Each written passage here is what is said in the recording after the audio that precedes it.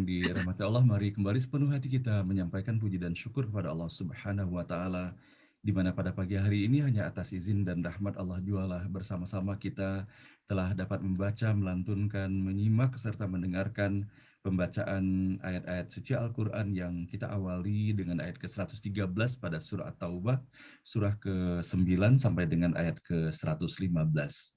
Mudah-mudahan atas segala ikhtiar, kesabaran, perjuangan di dalam kita menyiapkan diri dan membaca, melantunkan, menyimak, mendengarkan ayat-ayat ini, semoga Allah Subhanahu wa Ta'ala membukakan pintu rahmat, barakah, dan hidayahnya untuk kita semuanya.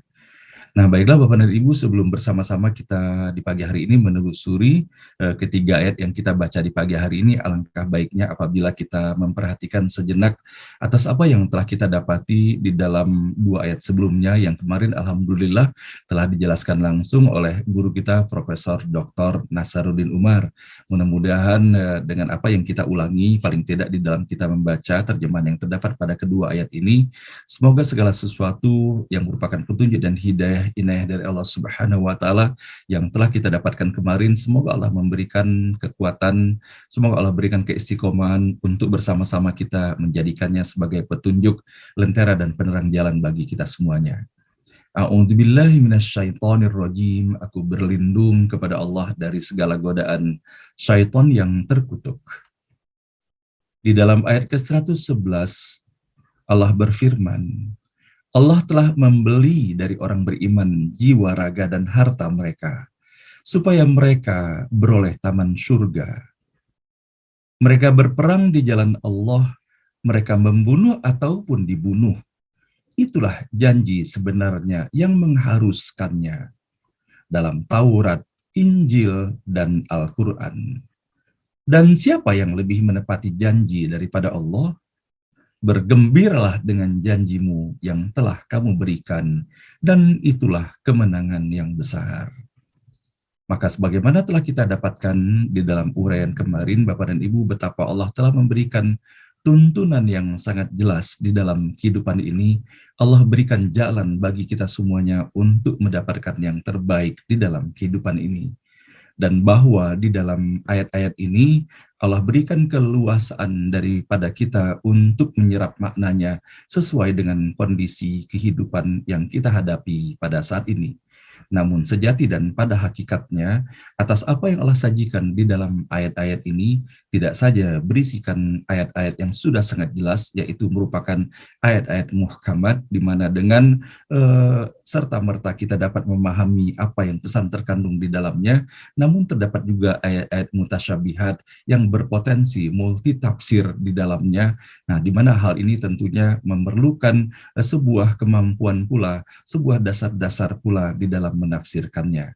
Maka kalau saja kita perhatikan di dalam ayat ini, Allah menyebutkan bahwa mereka membunuh ataupun dibunuh, dapat diartikan sebagaimana yang disampaikan kemarin, bahwa mereka yang melaksanakan perjuangan di dalamnya dan mereka melakukan pengorbanan-pengorbanan baik fisik ataupun non-fisik di dalam perjuangan menegakkan kalimat tauhid itu sendiri. Dan bagaimana kemarin dijelaskan bahwa membunuh ego kita itu adalah merupakan salah satu bentuk yang dimaksudkan dengan terminologi membunuh ataupun dibunuh dalam hal ini. Namun dalam prakteknya Allah pun menyiapkan kepada kita semuanya sebagaimana yang kita dapati misalnya pada awal perang kemerdekaan negara Republik Indonesia ketika itu, ataupun di dalam perang-perang yang dihadapi oleh para nabi dan rasul, ataupun peperangan yang masih terjadi di beberapa tempat di dalam menegakkan kalimat Allah, maka sesungguhnya terbunuh ataupun dibunuh di dalam peristiwa yang demikian adalah sesungguhnya itulah yang terindah di sisi Allah Subhanahu wa Ta'ala. Dan bagaimana pula Allah menyampaikan di dalam ayat ini bahwa Allah membeli dari kita, tentunya mengingatkan kepada kita semuanya dalam transaksi jual beli itu tentunya kita ingin memperoleh keuntungan di dalamnya. Dan bagaimana Allah yang maha bijaksana menyampaikan dan memberikan kesempatan hal itu kepada kita, dikarenakan bukankah kita selalu ingin mencari keuntungan di dalam kehidupan ini, namun harus kita ingat bahwa bukan keuntungan yang diperoleh secara fisik, namun keberuntungan adalah merupakan lawan daripada kerugian, dan itulah yang Allah ajarkan kepada kita semua sebagaimana kita bisa mendapatinya di dalam surah Al-Asr itu. Agar kita tidak merugi, maka kita harus menjadi orang yang beriman, menjadi orang yang tiada henti berbuat baik dan tiada henti meningkatkan kualitas kebaikan di dalam kehidupan ini. Dan kemudian watawasau bil haqqi watawasau bis sabr, dengan saling menasihati kita tentang kebenaran dan saling menasihati kita tentang kesabaran, dan tentunya dengan cara yang benar dan cara yang sabar pula.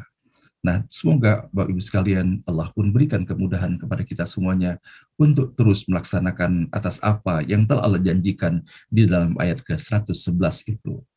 Dan begitu juga Allah menyampaikan kepada kita semuanya beberapa kategori umat yang mendapatkan pujian dari Allah Subhanahu wa Ta'ala, dan kepada mereka akan diberikan berita gembira sebagai ganjaran yang Allah berikan kepada mereka.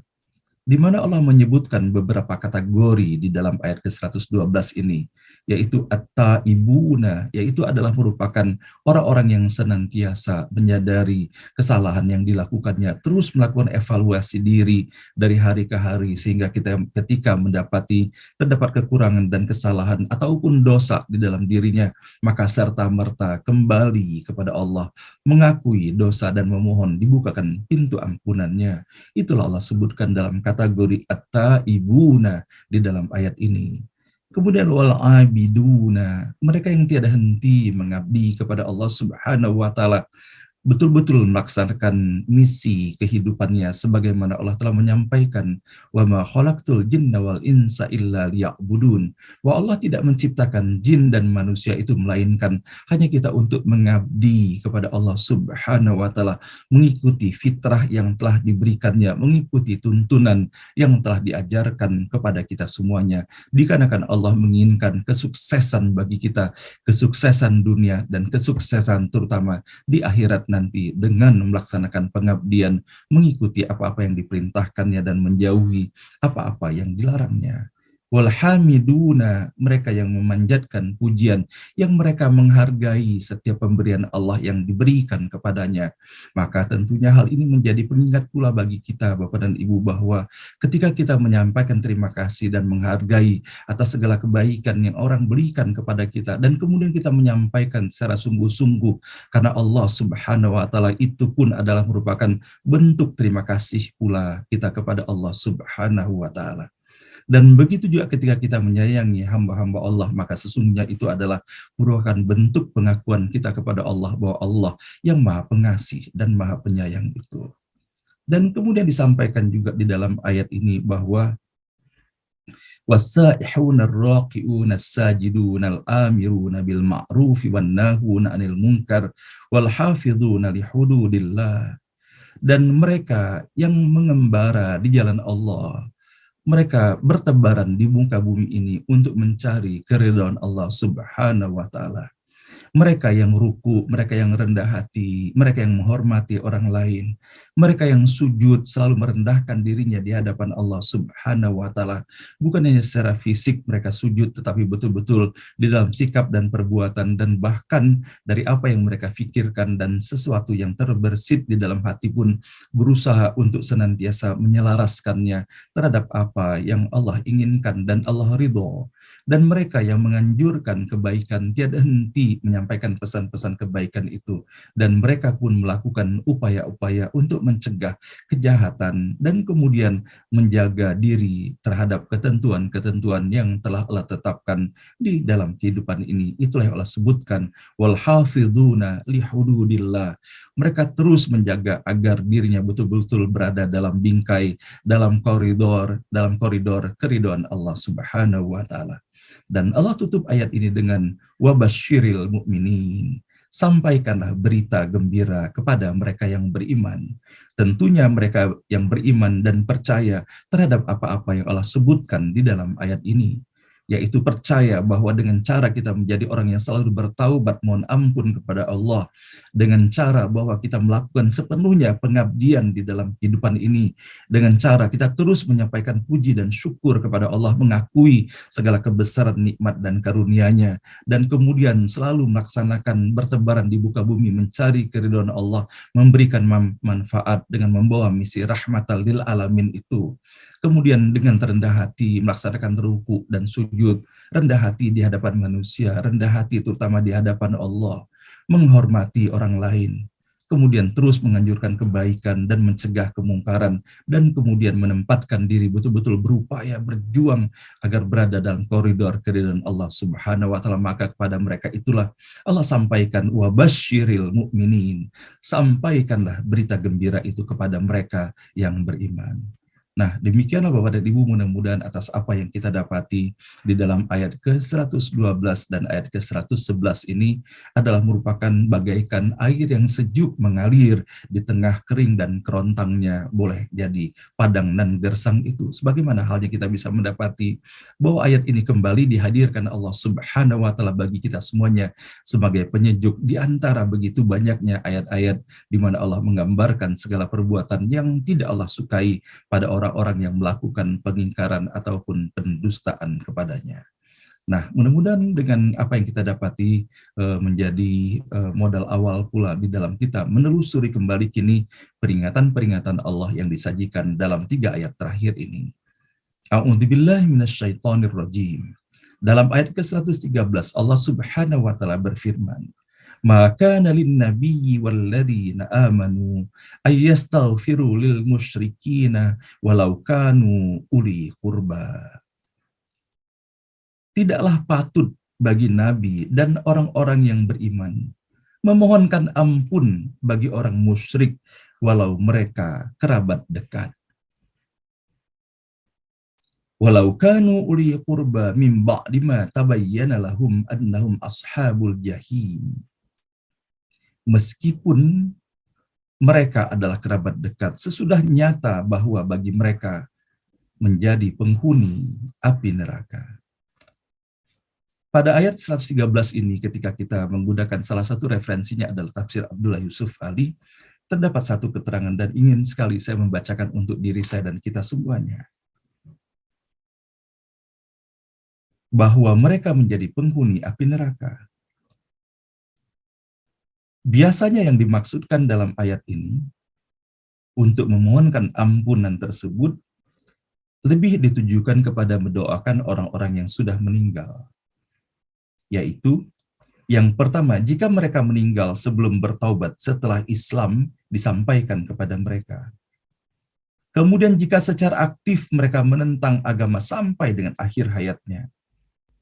Dan yang ketiga, jika orang yang mendoakan itu mengetahui bahwa karena pembangkangannya yang disengaja, pintu rahmat telah ditutup bagi orang yang meninggal itu. Bagaimana dia harus mengetahui?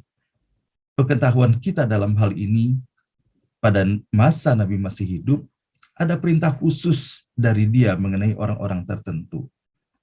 Dalam hal tidak ada petunjuk yang bersumber dari dia, kita harus membuat pertimbangan yang terbaik yang dapat kita lakukan. Ayat ke-114. Dan permohonan ampun oleh Ibrahim untuk bapaknya hanyalah karena janji yang sudah dibuatnya dengan dia.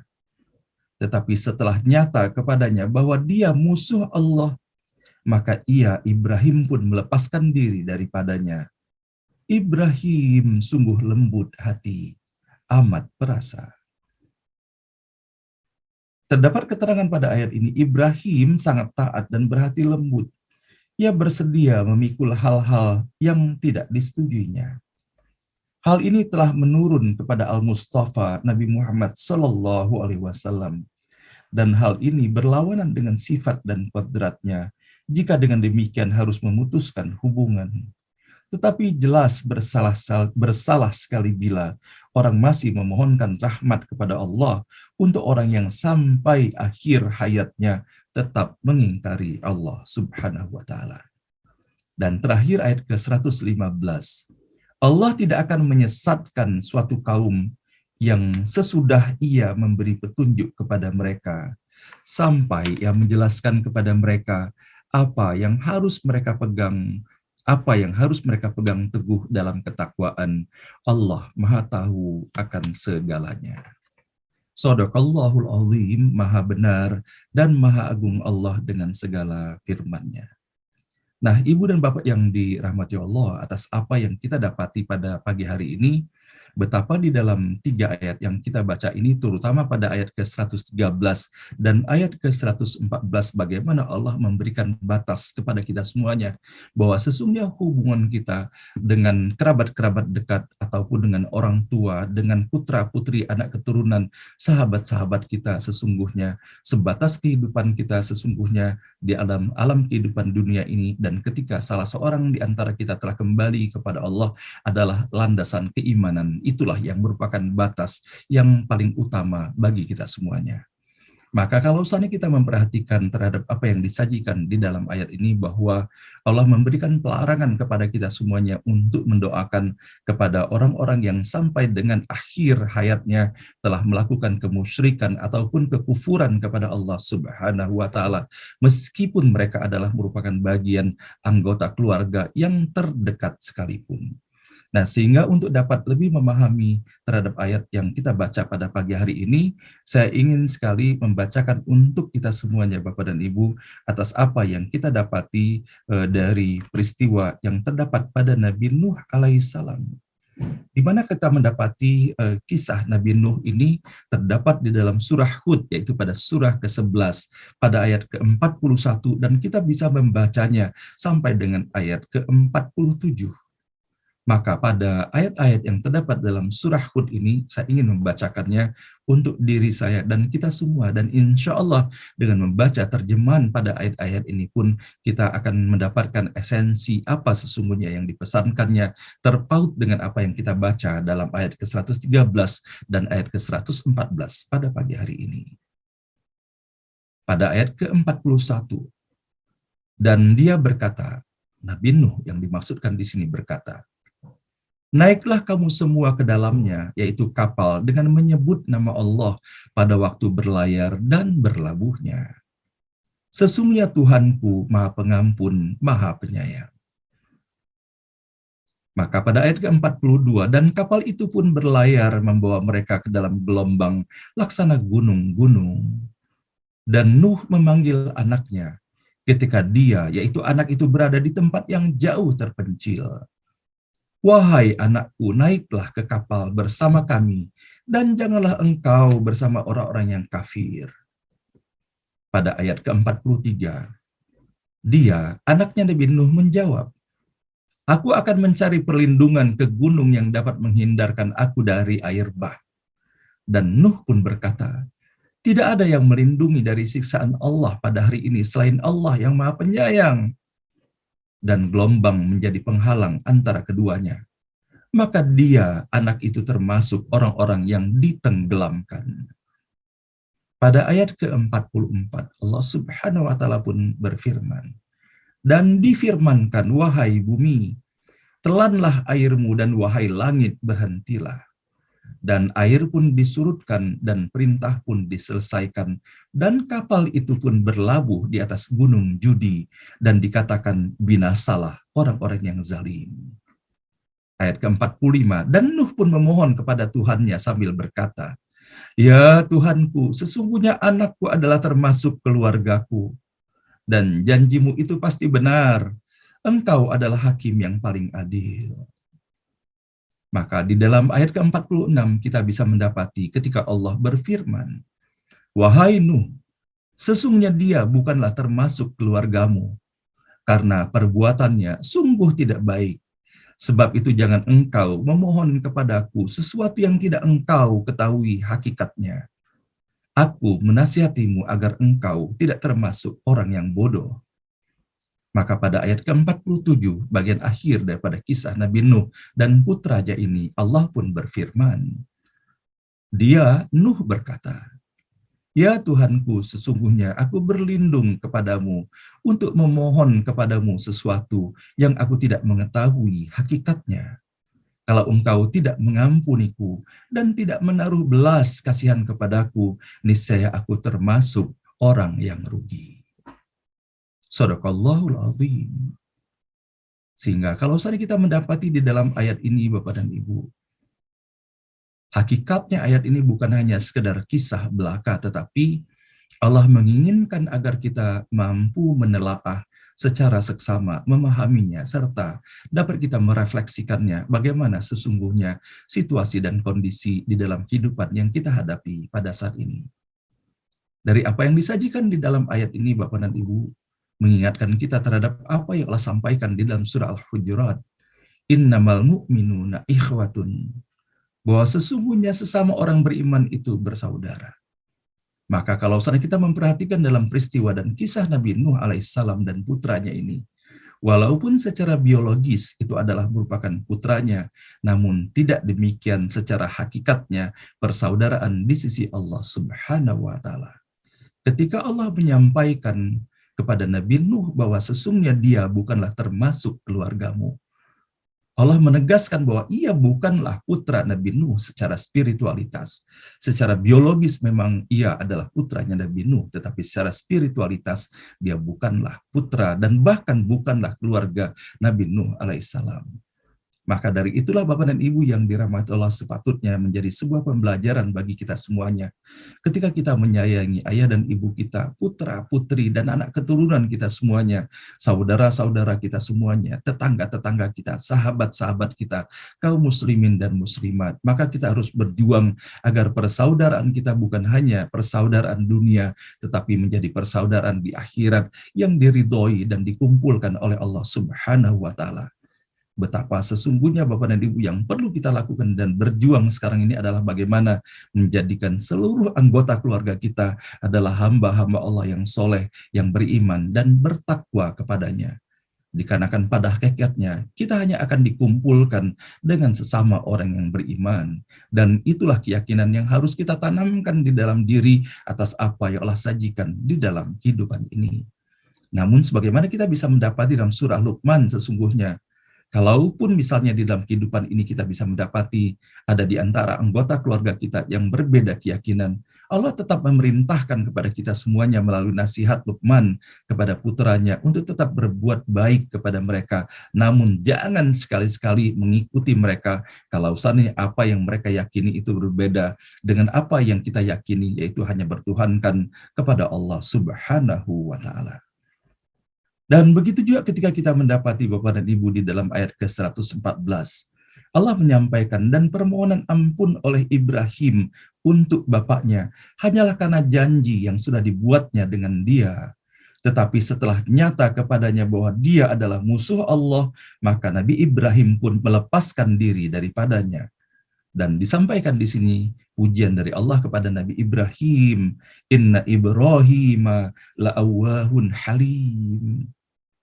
Bahwa Nabi Ibrahim bukan hanya seorang yang memiliki pribadi yang sangat lembut, namun beliau lembut hati dan juga sangat perasa dan peka tentunya terhadap situasi dan kondisi yang dihadapinya. Dan bagaimana melalui Nabi Ibrahim alaihissalam Allah telah memberikan tuntunan kepada kita semuanya. Bagaimana sejatinya di dalam kita membina hubungan keluarga itu sendiri. Mudah-mudahan kita bisa berjuang, bersabar dan istiqomah Bapak dan Ibu untuk terus menyampaikan pesan-pesan kebaikan sebagaimana yang telah diantarkan oleh Nabi Ibrahim.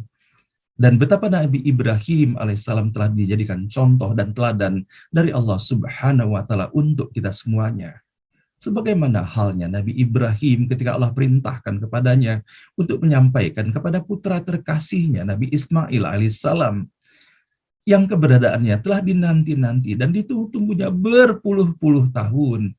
Namun ketika anak itu beranjak dewasa dan kemudian anak itu betul-betul memikat hatinya, sangat dicintainya. Bisa dibayangkan ketika Nabi Ibrahim alaihissalam harus mengeluarkan perkataan yang merupakan tuntunan dari Allah Subhanahu wa Ta'ala, menyampaikan kepada putranya bahwa ia harus menyembelihnya.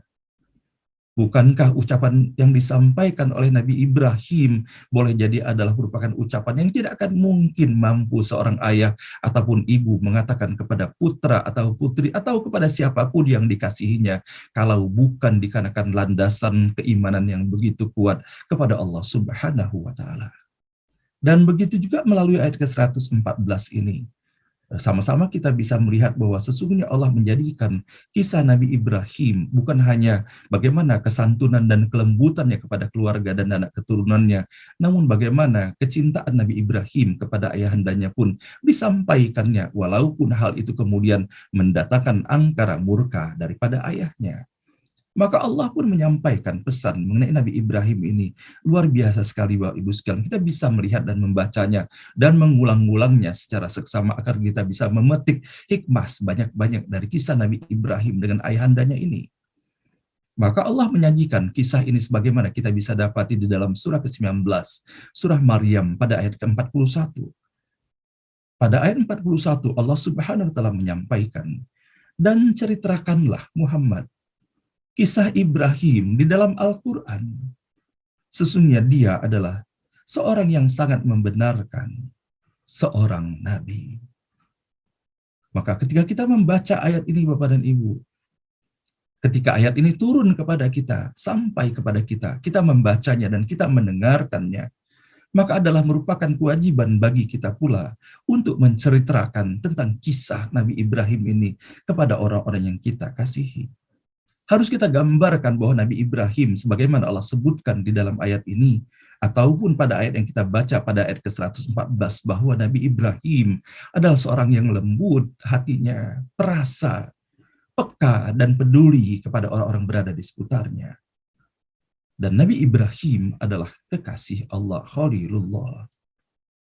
Maka pada ayat ke-42, "Dan ingatlah ketika dia Ibrahim berkata kepada ayahnya, 'Wahai ayahku, mengapa engkau menyembah sesuatu yang tidak mendengar, tidak melihat, dan tidak dapat menolongmu sedikit pun?'"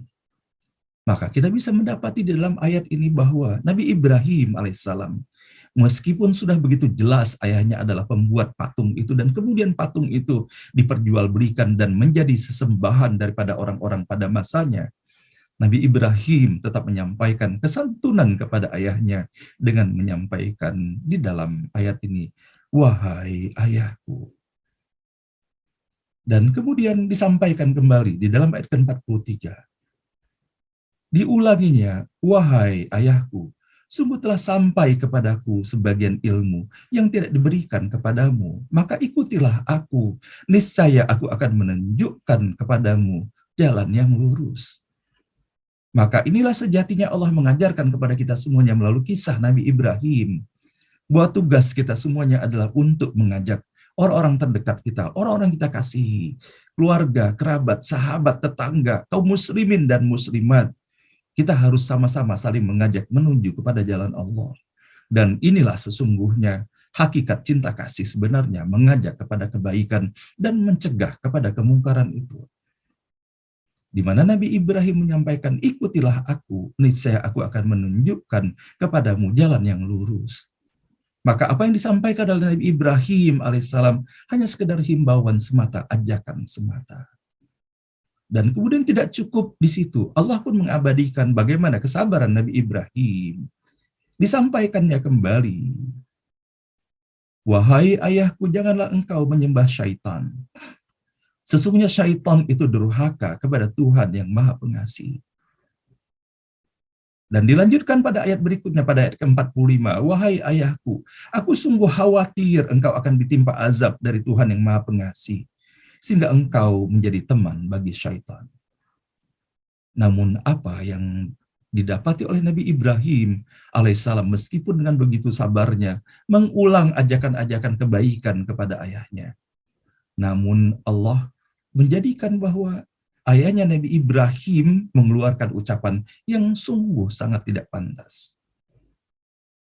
Ayahnya berkata, "Bencikah engkau kepada Tuhan-Tuhanku, wahai Ibrahim?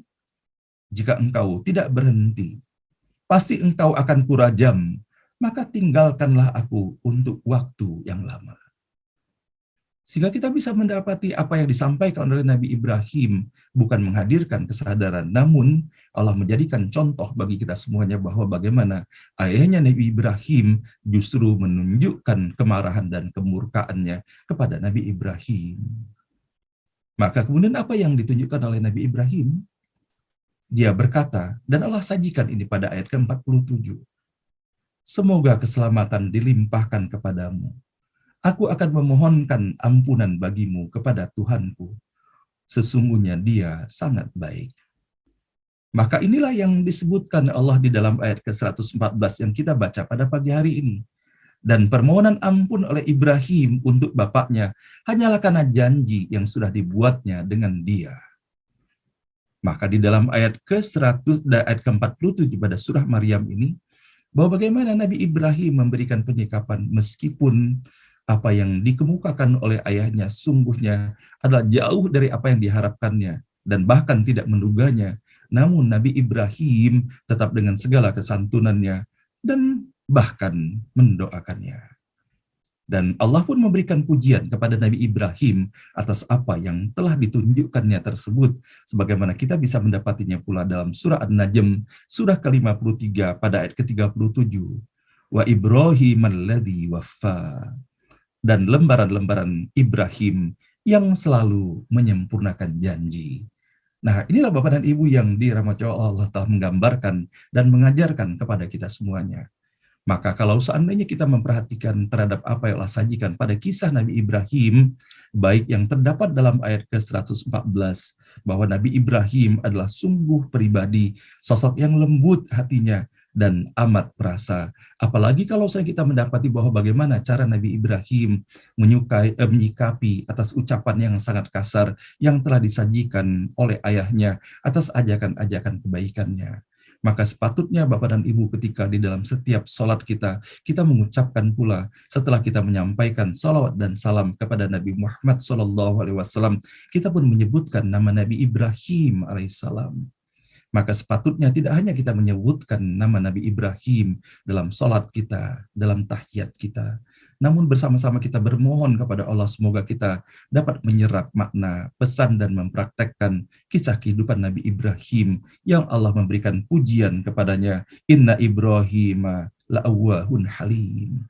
Bahwa betapa sesungguhnya Bapak dan Ibu melalui ayat-ayat ini Allah memberikan selalu kontras. Allah memberikan contoh, Nabi Nuh yang begitu sabar, sementara putranya yang congkak. Maka melalui kisah Nabi Ibrahim, Allah tunjukkan putranya yang santun, tapi ayahnya yang congkak. Maka sesungguhnya Allah selalu memberikan di dalam kehidupan ini berpasang-pasangan, bahwa antara kebaikan dan keburukan selalu Allah hadirkan di dalam kehidupan ini. Dan bukankah Allah Subhanahu wa Ta'ala menyampaikan kepada kita semuanya bahwa sesungguhnya anak-anak kita dan keluarga kita sesungguhnya adalah merupakan salah satu bentuk ujian pula yang Allah hadirkan bagi kita semuanya di dalam kehidupan ini. Maka semoga Bapak dan Ibu dengan beristiqomah di jalan Allah Subhanahu wa Ta'ala kita diberikan kesabaran dan keistiqomahan untuk memberikan dan melaksanakan dan menjalani pilihan terbaik dalam ujian-ujian Allah berikan kepada kita semuanya di dalam kehidupan berkeluarga ini. Mudah-mudahan kita semuanya menjadi keluarga yang lulus dan mendapatkan keridhaan Allah Subhanahu wa Ta'ala. Nah, inilah Bapak dan Ibu yang dapat sama-sama pada pagi hari ini kita telusuri di dalam pesan-pesan yang Allah sajikan di dalam ayat ke-113 dan 114. Dan pada akhirnya Allah menyampaikan janji Allah bahwa Allah tidak akan menyesatkan suatu kaum yang sesudah Ia memberi petunjuk kepada mereka, sampai Ia menjelaskan kepada mereka apa yang harus mereka pegang teguh di dalam ketakwaannya.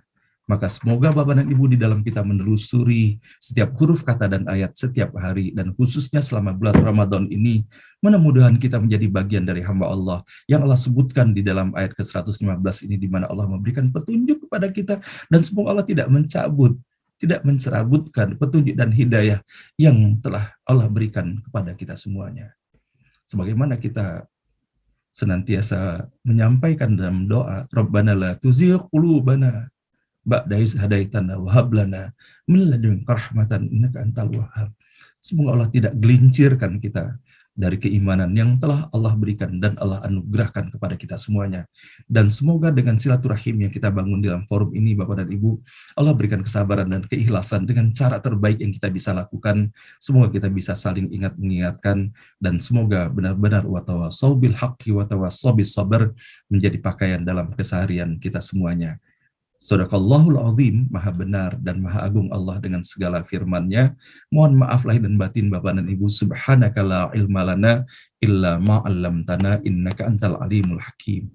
Maha suci Allah, sesungguhnya hanya Allah yang maha mengetahui, dan apa-apa yang kita tak ketahui sesungguhnya hanyalah atas apa yang Allah berikan kepada kita. Maha suci Allah, tidak kita mengetahui segala sesuatu melainkan hanya atas izin, atas apa yang Allah berikan petunjuk dan ajarkan kepada kita semuanya.